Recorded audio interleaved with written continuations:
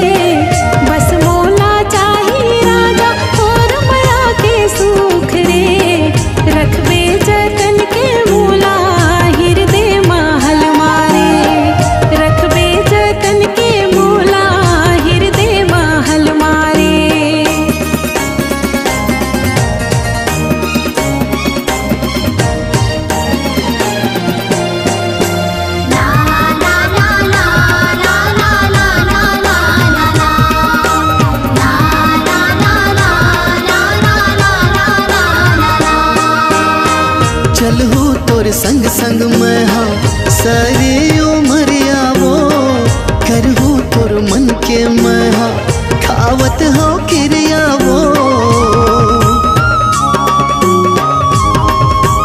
ओ चलहूँ तोर संग संग मैं हाँ सारी उमरिया वो, करहूँ तोर मन के मैं हाँ खावत हो क्रिया वो, करहूँ तोर मन के मैं हाँ खावत हो क्रिया वो, करूँ तोर मन के मैं हाँ खावत हो क्रिया वो।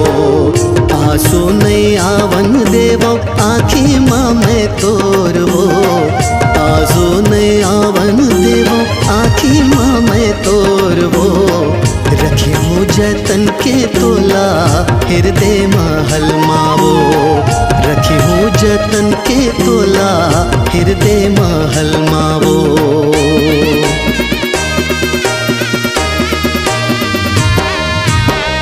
तोर मर्जी है तिहा ले जा बोला संग मारे, डोला बैठा के तोला लाहू अपन अंगना वो, रखबे जतन के मोला हृदय महल मारे।